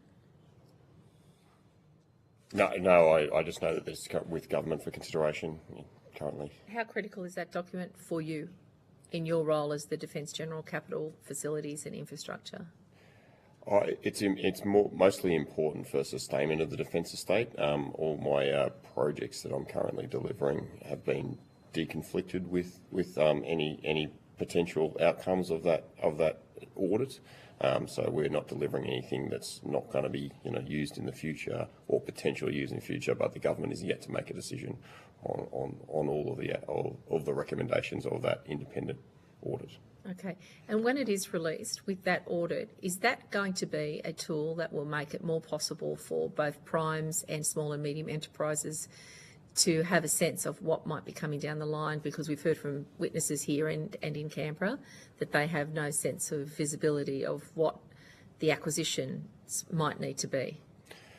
I don't think that's exactly related, Chair. There may be some outcomes out of the defence audit that will, feed into the pipeline if I need to build some facilities on a base that we're keeping, to relocate personnel on a base that we might be, divesting. Yep. But the pipeline thing is something that for the infrastructure side of things, I can't talk about the capability acquisition. So the equipment sort of acquisition is not in my space, but for facilities delivery, we have a biannual briefing to industry, which Sitzler would attend and did attend this week actually, and we give them as much information as possible, and obviously have to caveat everything that a lot of the information we provide is pre-government decision. So we have some plans, but that still needs to be approved by government. So the pipeline visibility is sometimes constrained by the need to know principle in terms of security, but also in terms of we need to make sure that we work for the government of the day, and the government makes the decisions on what we do and don't deliver. So the pipeline visibility, I believe we do the best we can with the remit within defence. In terms of the audit, how will it affect perhaps, I go to Commodore Michael Turner, the Director General Maritime Integrated Capabilities. Is there any interaction with this audit for you? No, Chair. Not at the moment. Okay. Anybody else? Chair, Yeah, Chair, it's Pat Sowry from Infrastructure Division. I think it's important to note that the audit is not it was done by independent leads selected by the government. So its visibility across the broader agency is quite limited. So it's very much a independent report to government, and for government to consider and make the relevant decisions. To your point about, I think your questions to Brigadier Quinn in relation to its ability to inform industry, I would think it would have a relatively limited impact to that, as Brigadier Quinn indicated. The key tome for us for signalling major capital opportunities and investments for industry for the construction sector is through the Integrated Investment Program. And we have, as you indicated, we had an industry briefing yesterday, but we have about 7 formal sort of contacts with industry in terms of briefings and routine engagements with peak industry bodies to inform them of what our forward program and pipeline is, and some of the contractual sort of changes that we consider in our contract suite that I know you sort of spoke to the industry witnesses earlier about. Okay, thank you very much. I'll go now to Ms. Clutter. Thank you, Chair. I have a couple. Firstly, just wanted to go back to, I think it was Mr. Sowry in your opening statement about the suggestion defence infrastructure will be powered 100% by renewables by 2030. And I was just interested in what the level of confidence is in that, and then what the level of confidence is that won't affect the function, efficiency, operation of defence infrastructure. And finally, what is the resilience strategy for that source of energy in the event of a conflict? Yeah, thank you. So in terms of the target, so it's the national target is a 43% reduction by 2030, and we're actually well on the way to that because we're part of the whole of government arrangements for the sourcing of renewables from the grid. So with the transition to grid electricity being supplied through those arrangements and largely through renewable energy sources, then we're relatively confident of that. Certainly for bases in the in metropolitan regions where they've got good access to the national electricity market. For our some of our other sites, this is particularly in Northern Australia where we don't have access to grid electricity. This is where we work very closely with the fuel systems or fuel services branch, which Brigadier Baldock is representing today, just in terms of how we have what abilities we have to reduce supply chains for diesel generation in more regional or remote sites. So we've been doing quite a bit of that over the recent years in terms of piloting our ability to achieve reductions, which all contribute to reducing emissions and extending the requirements for resupplying diesel to those remote sites. And there's a few of those that we've done across the north of Australia, in places like Tyndall, Harts Range, Woomera. So there's that's the sort of focus for us at the moment. We can use the grid for where the national electricity market is connected, but in more remote regional areas, that's where we look to supplement for to reduce the supply of diesel, and that reduce that cycle. Your other question, could you just repeat the second part of your question, please? Yeah, sure.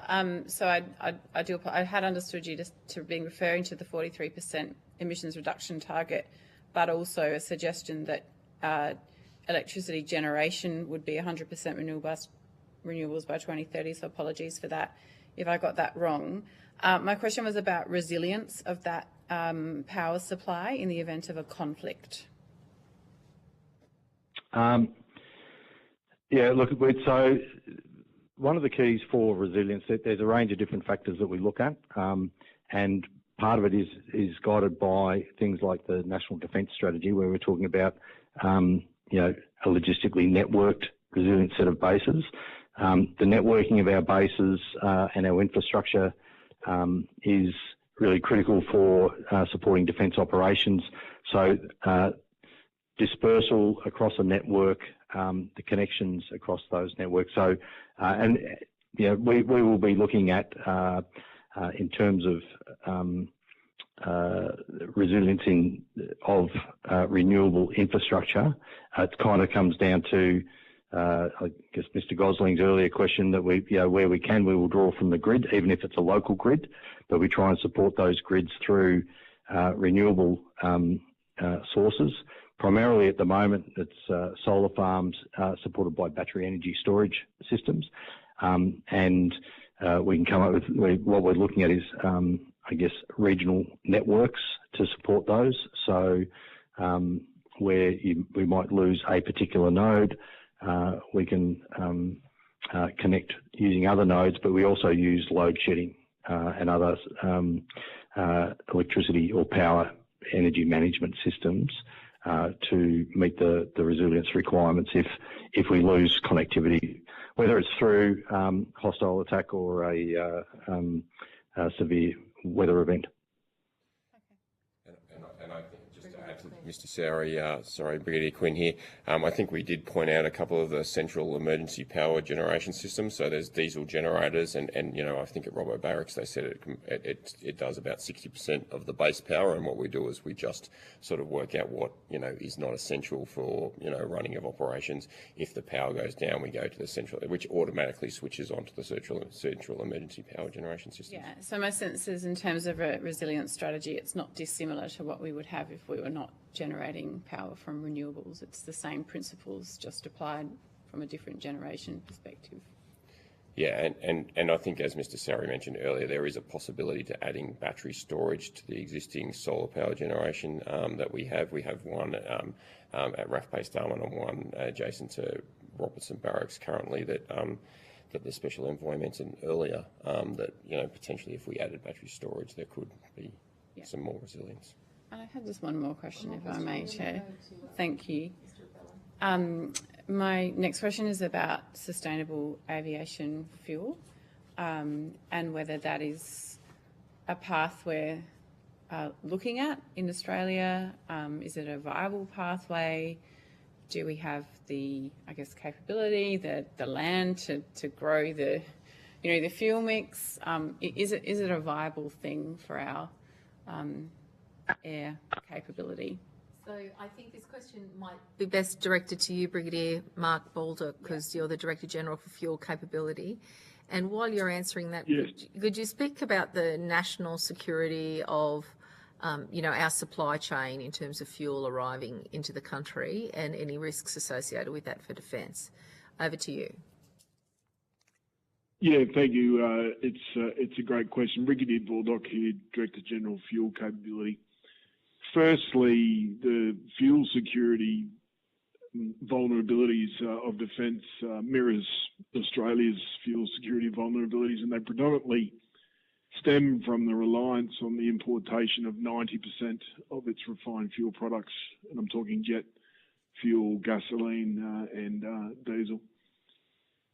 But to quickly jump ahead, the second question, the use of sustainable aviation fuel, and I would add renewable diesel, offers defence and Australia a way of diversifying its supply chains away from the importation. And there's an opportunity and a pathway for a domestically made fuel from domestic feedstock, because it's important that both of those characteristics are met, so we would reduce our reliance on the importation. So far, Defence has been using both sustainable aviation fuel and renewable diesel. We've certified all of our aircraft to use up to a 50% blend of sustainable aviation fuel, and we've certified our land and maritime platforms, so vehicles and ships, to use up to a 30% blend of renewable diesel. It's something that we've issued sustainable aviation fuel from RAF Base East Sale down in Victoria now for over 12 months. And through that activity, and that's a 5% blend, so it's 5% sustainable aviation fuel, 95% mineral or traditional aviation fuel. We've demonstrated that there's no impact to aircraft power, there's no impact to maintenance, no impact to engines. So it's what we call, the technical term is that it's a drop-in replacement. That means we can drop sustainable aviation fuel and renewable diesel into our normal tanks that we hold mineral-based diesel and mineral-based aviation fuel in. So there's no additional vehicles required, no separation of stock amongst storage tanks and so on. So it's a really great news story.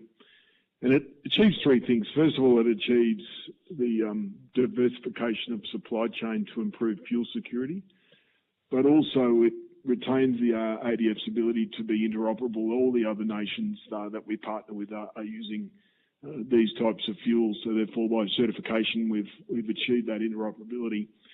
And it's also contributing to emissions reductions and the government's climate change goals as well. So it's a good news story where it's achieving all of the things rather than offsetting one against the other. Okay, thank you. Mr. Rebello. One follow-up from Mr. Batt and then Mr. Rebello. Sorry, David Batt, Mr. Brigadier Baldock. We have received anecdotally information through the committee in relation to fuel that coming through either India or Singapore, that it could have still be coming from backdoor through Russia that we receive through our Defence Force. Just wanted to see whether you can confirm that is definitely not the case. That's another good question. I can say that so our strategic fuel partner is Viva Energy Australia, and we've asked Viva to confirm that it's complying with the sanctions that the government has put in place, and those sanctions are against any sort of oil sourced from Russia, including refined product from Russia. But what we can't say at this stage is that we can't rule out what you just mentioned, because there's fuelers coming through third countries that don't have those mechanisms or sanctions in place. I can say that the Department of Defence is working with the Department of Foreign Affairs and Trade and other departments to evaluate options to place further pressure on that aspect of it, coming through third-party countries, but we haven't got a resolution yet. Thank you. Mr. Rebello. Thank you. And I'm just going to follow up on that question. I understand you can't rule it out, but given your assessment of where we're at, what would you consider the likelihood to be? It's very minimal. So we get fuel from Viva Energy Australia. Viva only imports roughly 2% of its fuel from countries in question, and that goes into the full Viva storage and network. Defence only uses 1% of Australia's fuel. So when you start to apply the percentages, you can see that it's a minimal exposure. So that's from a quantifiable perspective, so it will be minimal but potentially likely. I would say that you can't rule it out. It's probably not potentially likely, but you can't rule it out. Okay, thank you. Thanks, everyone. I have two questions. One just jumping off the back of Ms. Clutterham's question.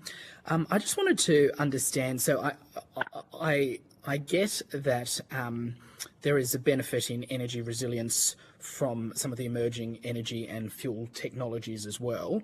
I just want to understand.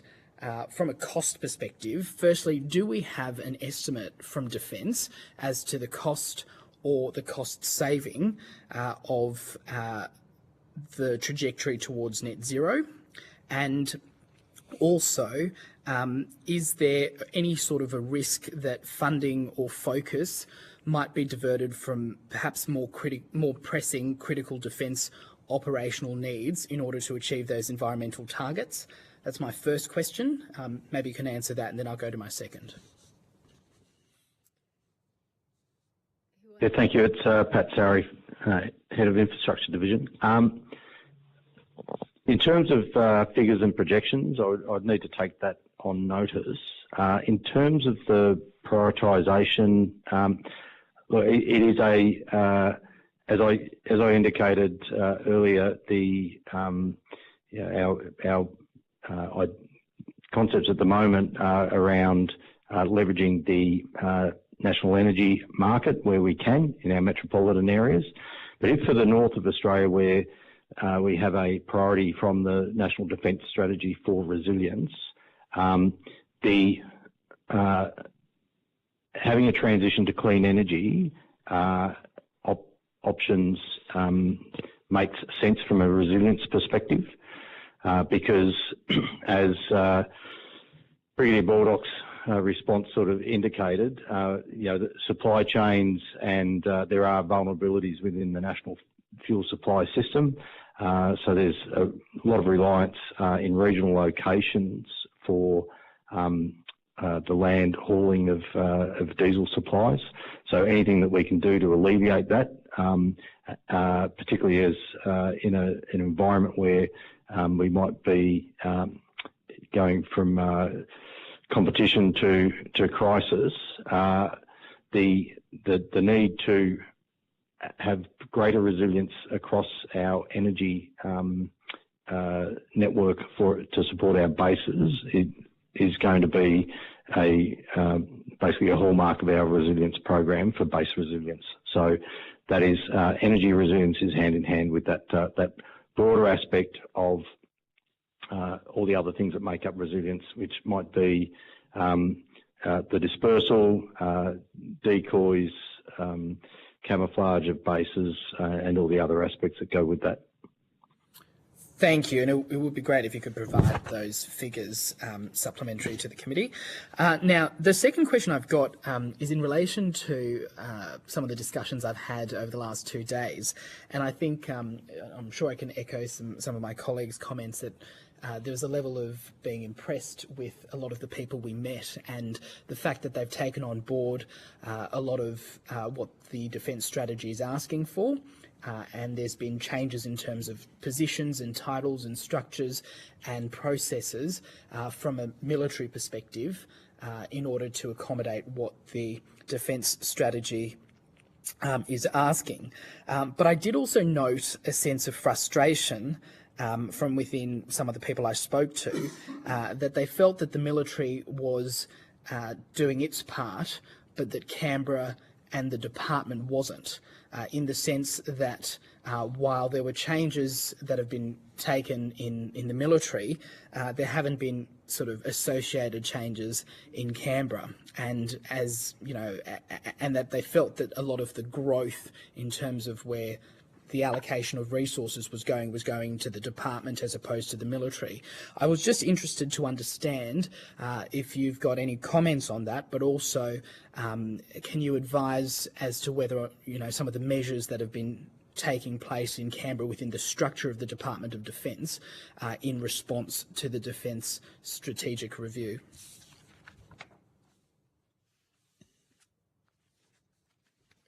Who'd like to take that one? Yeah, Andrew Hodgkinson here.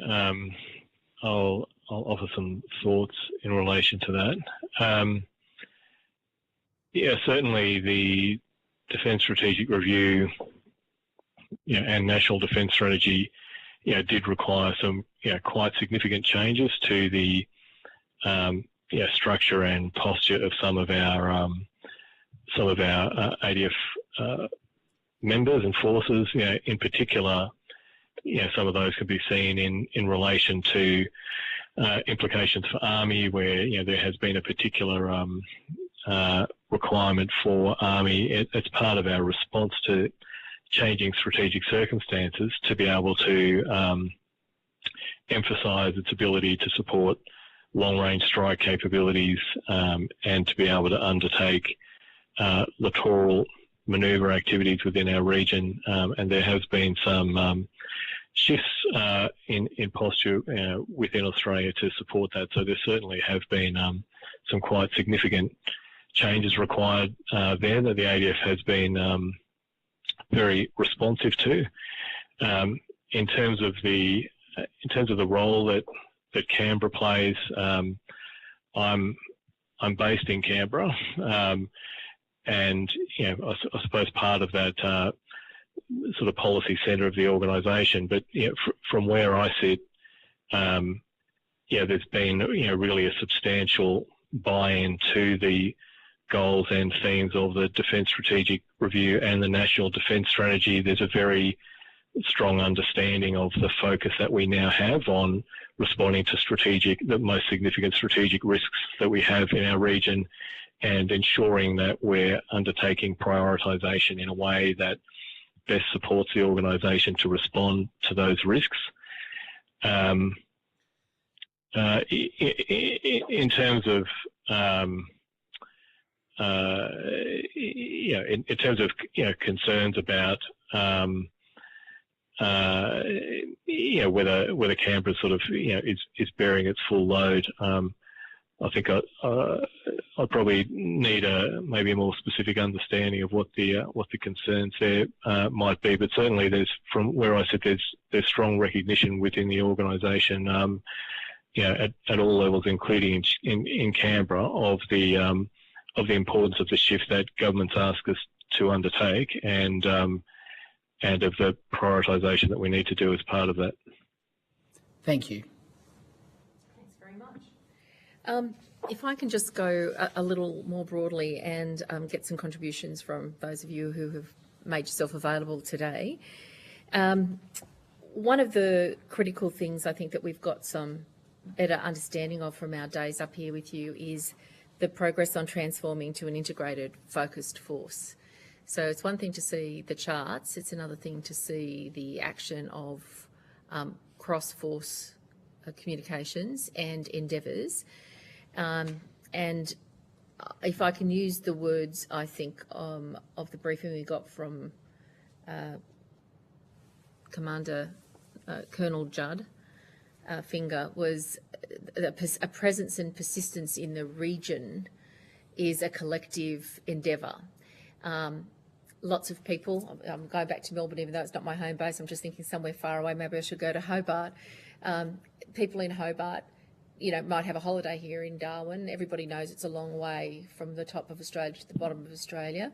We've heard here that this critical spot, Darwin, is our most forward leading posture, and we are right here in the middle of Asia, much closer to Asia than we are to other parts of the country. So what's happened with putting the forces together to plan and organise in a way that is an orientation of the National Defence Strategy?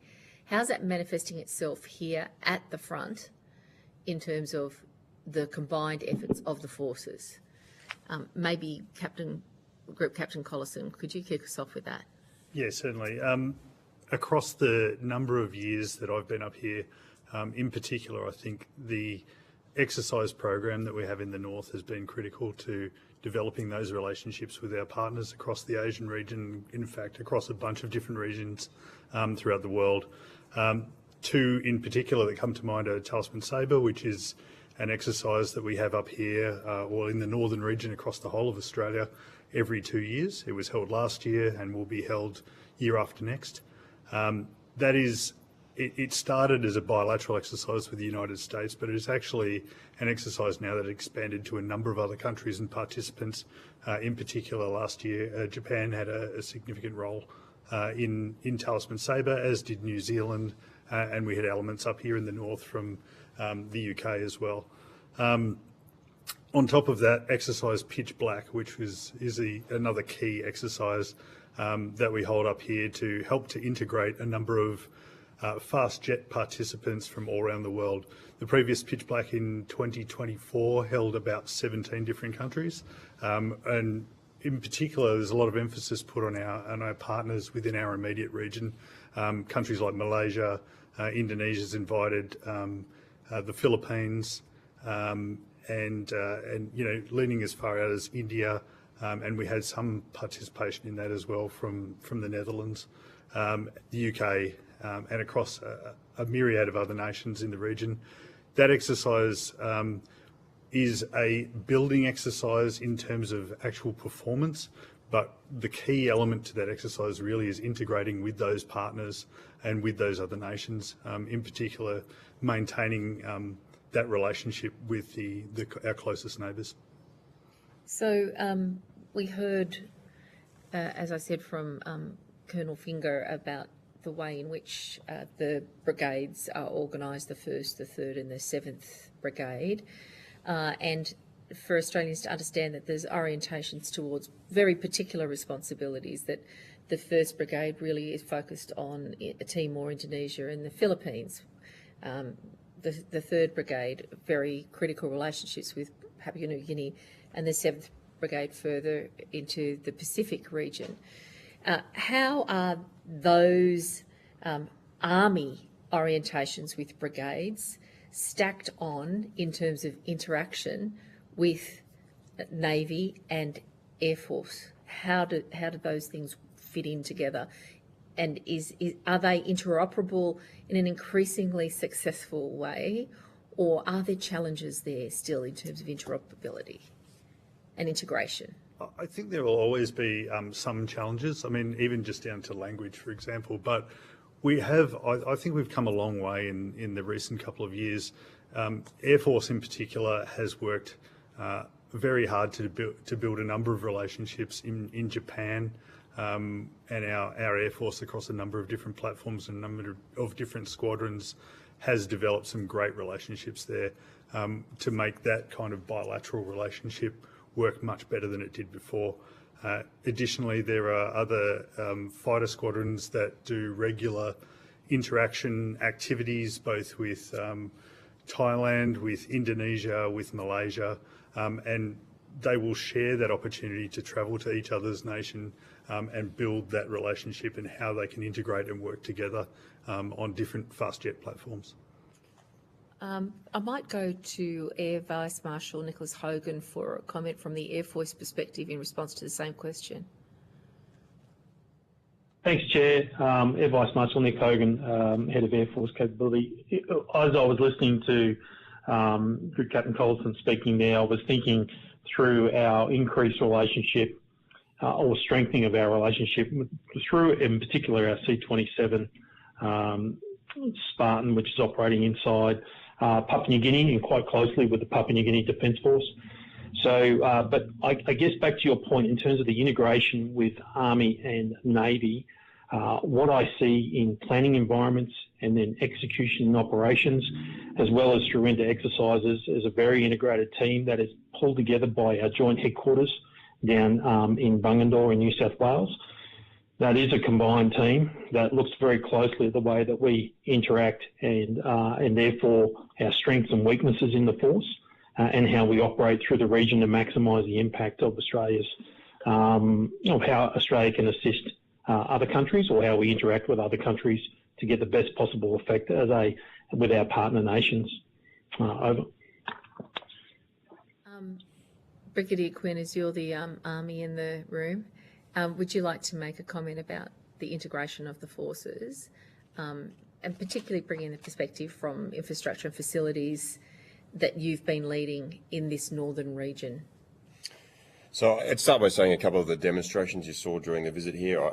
It was in Robertson Barracks, and we got a demonstration of unmanned aerial vehicles, so sort of air assets, and also at Larrakia Barracks you got a demonstration from Navy of an unmanned aerial vehicle. And also at Robbo Barracks we talked about the landing craft medium and landing craft heavy that will become Army assets and will be, I believe the Colonel Finger said that will be like one of the the Army will be the second biggest navy in the region when we get all those assets into the Army. So the lines of Army, Navy, and Air Force are definitely being blurred with in terms of interoperability and some of this. We work together on pretty much everything we do and continue to do. As mentioned, with the 1 Brigade's now more focused role on littoral manoeuvre, they work very strongly with naval assets to deploy out to the region, as well as obviously air assets. And we've talked a lot about intelligence, surveillance, and reconnaissance through all 3 services that you talked about today, and they interact together to get a whole picture that is, we talked about command and control, those feeds from naval assets, and, land assets and air assets all feed into one picture to show a sort of integrated force, so that we can respond to whatever we see in that broader picture. And we saw some of the newer technologies that we're getting with the Blue Bottle and other UAVs, or unmanned aerial vehicles, that we did through throughout your period here in the last couple of days. And I'd like to come and ask a couple more questions about those, if it's possible. But in terms of this language that now the committee's becoming familiar with, that many people who are listening into this or who are interested in what's happening for the nation, this whole term littoral is something that's not commonly used, not commonly known, but the littoral strategic plan is critically connected to what happens right here in Darwin. And I think this is the best chance for me to ask, could you put on the record what that means and how the National Defence Strategy interacts with, a real shift to littoral, and what's the historic precedent with Australia and our capacity in this littoral form of defence? So just to quote the Australian Army contribution to the National Defence Strategy, that obviously has been signed off by the Chief of Army. Rather than talking to me, I'll talk to him. So the littoral are the areas of sea that influence the land, and the areas of land that influence the sea is pretty much the fairly straightforward basic definition. And obviously we have to our north several archipelagos, which means that there's all around us we have, Australia is a maritime nation, and there's a number of land masses that are, connected by the sea. And so it's important for us to understand to operate in that environment. One of the things the committee's asked to inquire into is if defence is appropriately prioritised and resourced to deny any potential adversaries' attempts to project power against Australia through these northern approaches. Could I use that as a segue to give the opportunity for whoever feels best qualified to give us a sense of what the uncrewed and autonomous systems and their integration into the joint force is doing with regard to potential adversaries' attempt to project power into Australia through the northern approaches? How we're using drones, if we use normal Australian speak.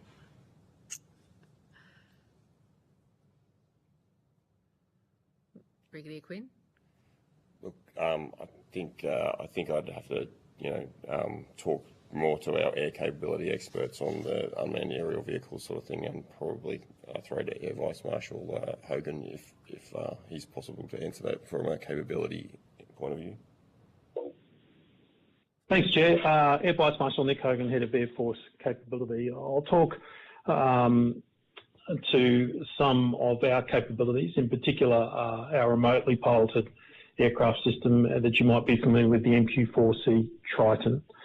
So the Triton improves our ability to have persistence in the region. When we talked about our ability to have presence and persistence, as you mentioned by one of your the people that you had visited there, the Triton allows us to basically have coverage over the equivalent of half of Australia, but across the Indo-Pacific region, wherever it is placed, for hours and hours, so long times, much longer than you could have for an aircraft, for a crewed aircraft. We integrate that information straight back into the to the force to give an idea of what's happening in the region. So just getting awareness of what's happening over the fence, if I want to use a colloquial term.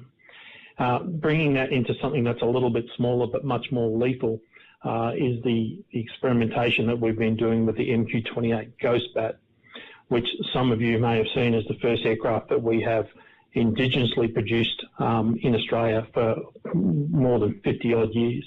That aircraft has now matured to a point where it's flown over 170 odd hours in over 100 flights. And in the testing, it's proved that it can move autonomously under control by, or we would call it semi-autonomously, so therefore always have a person in control of it. We are able to remotely control that from a ground station or from another aircraft, and that can cooperate with our aircraft in what we term collaborative combat aircraft. So we are certainly moving forward in ways that allow us to reduce the pressure on our people, to allow our people, our most important asset, to get after things that are more important than what we might say, just looking over the fence and seeing what's happening. I would also like to throw to Commodore Turner to talk about our autonomous systems, because Blue Bottle is one of those, and he might be able to provide some insights in terms of the maritime domain. Over. Commodore Turner. Thanks, Chair, for the question. So I'll just talk about the Navy programs. So I believe you were able to inspect the OCS Blue Bottle Centre earlier today. So this is a great uncrewed surface vessel capable of persistent intelligence, surveillance, reconnaissance, working across the north of Australia. And we're already doing that right now in support of Operation Resolute.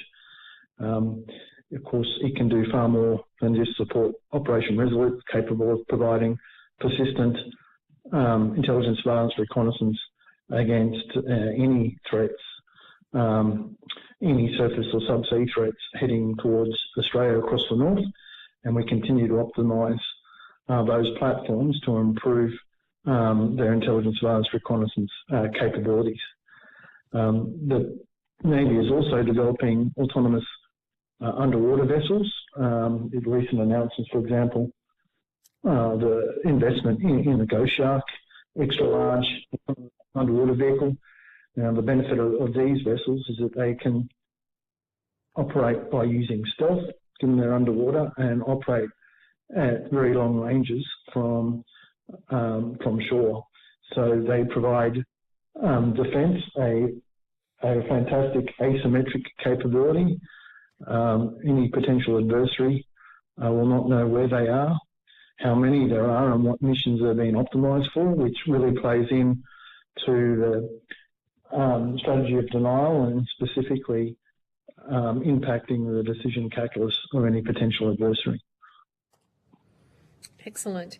I've got one final question, if I could. A lot of people, again, down south, would not be aware, as the people in Darwin are, about the presence of the US Marine Forces here. It's an occasional image that people might see, but one thing that's been impressed upon me, certainly since we've been here, is the scale of upgrade from 2012, when it started out with 200 people, to the force surge now that can be up to 2,500 people for a 6-month dry spell period, say from April to October. 2,500 Marines, but not permanently stationed here in the Northern Territory. I think this is an important part in terms of the integration piece. Information that we received today, and I'll just ask you to respond to this, is that the US forces, in concert with, but sometimes on their own, in concert with Australia, but sometimes on their own, move into the local, what we'd call our local area of the, Southeast Asian areas, including exercises in and with sometimes Malaysia, Indonesia, Philippines, Papua New Guinea, New Caledonia, French Polynesia. What does it do for Australian defence and security to actually have that surge happening annually of potentially 2,500 US Marines coming into our area? What does it mean in terms of investment in infrastructure alongside Australia? What does it mean in terms of interoperability? And if you can also just refer to something we said earlier about the fuel sources that are used. We're using biofuels now for aviation. How's that compatible with those different countries? Who do I need to direct this one to? Brigadier Quinn, you want to kick off? I think. Is that Sue? Susan Bedell? It is, yeah, sorry, it's Sue Bedell, First Assistant Secretary for the Pacific. Maybe I could start just from a policy perspective. Obviously, the US presence, the rotational presence throughout the region, but also in our northern region is really vital for deterring actions that may threaten the stability and prosperity of the region. And those exercises that you refer to are twofold. They obviously help build the capability of some of those nations that come and operate alongside ourselves and US forces. But anytime we bring together parties of those natures, it's also sending a really important deterrence message. So we see having that rotational presence as an excellent opportunity to enhance our interoperability with a number of partners, whether they be from the Pacific or Southeast Asia or further afield. And that rotational presence of the Marines is an ideal way to do that. So it's a critical component of delivering on the NDS more broadly. I might pause there and then pass to others to talk about some of the more practical infrastructure measures. Brigadier Quinn? So I can talk to some of the investment. We saw at RAF Base Darwin, it's actually a $239 million US dollars investment in expanding the apron to the side of the things for things. They've also invested in fuel at East Arm Wharf, which is underway. At RAF Base Tyndall, they've done a bomber apron and a squadron ops facility, as well as maintenance facilities in both Darwin and Tyndall, all of which funded by the US in US dollars, sort of thing, on top of the investments made by Australia to sort of do some of that interoperability, which Pat Sowry spoke to earlier. The Northern Territory Training Area and Raises project was 747 million Australian dollars to expend on upgrading the 4 training areas in the NT, which was for both US and Australian interoperability as well as other partners, but it will be a really uptick in Australian capability. At RAF Base Tyndall, once again, there's some interoperability and in that $1.6 billion that we're spending there, which will increase the ability for Australia and US to utilise the runway and the facilities there. And also at Robbo Barracks, we're building some living in accommodation, a $389 million project there, which will include some living accommodation that can be used by the US or Australian soldiers as part of that project. So quite a bit of investment that's come along, both US funded and Australian funded, to support.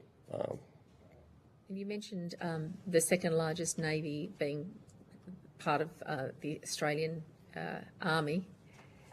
That was a statement by Colonel Finger. I know. I thought it was pretty good. It just because people don't. I can't confirm that.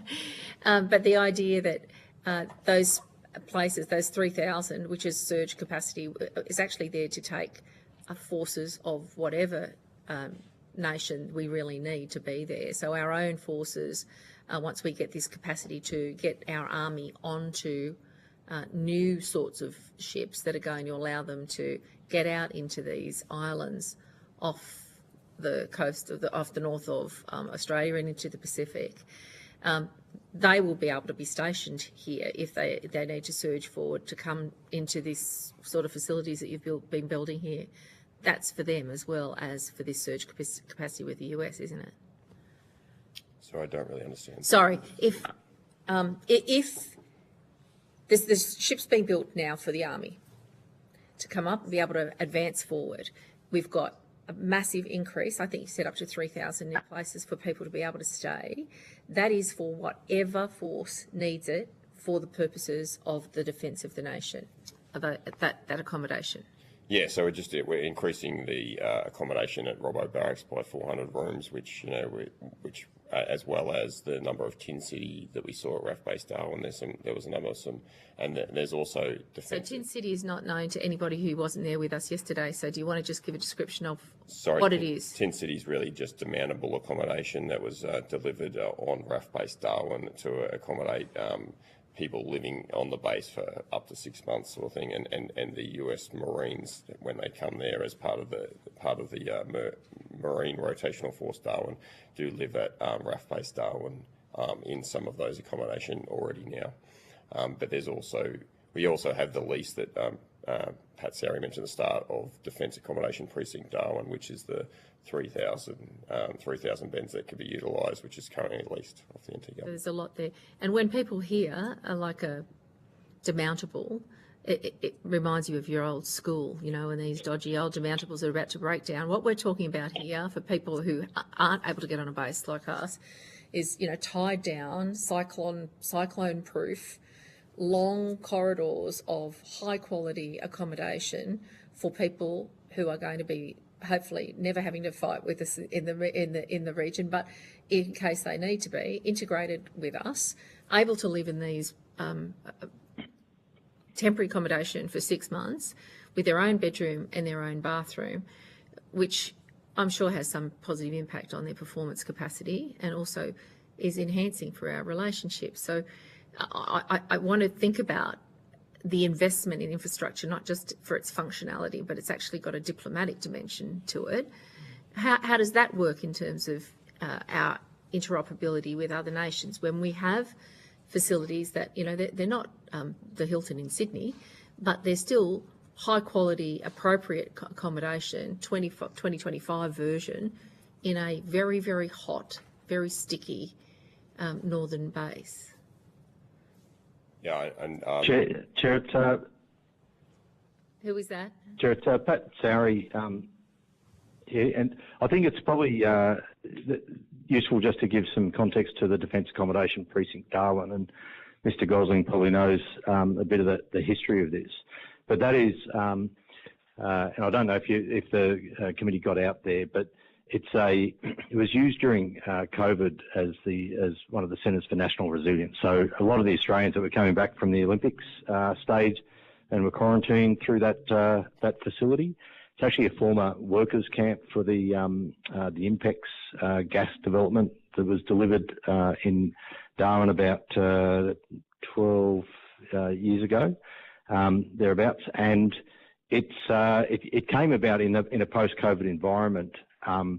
Just in terms of alleviating pressure on the Darwin community, particularly the hotel industry, and for the economy to recover, so that defence personnel from the various countries, including Australia, who were coming through to participate in exercises, weren't consuming the local hotel capacity during that dry season.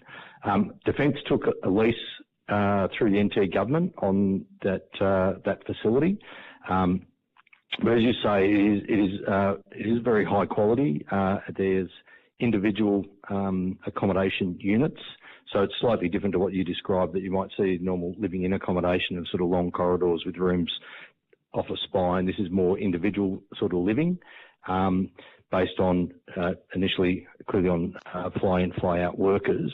What we found when we initiated and introduced that to, I guess, the context of regional support in Darwin was high levels of satisfaction from all the various countries and participants in the various exercises, whether it be Talisman Sabre or Pitch Black, that came through, because it is quite a unique facility to support that. So it has proven to be, over the last couple of years that we've been using it, a significant enhancement to that integration of what is essentially multinational workforces that come together and live together in the Darwin region for an exercise training period.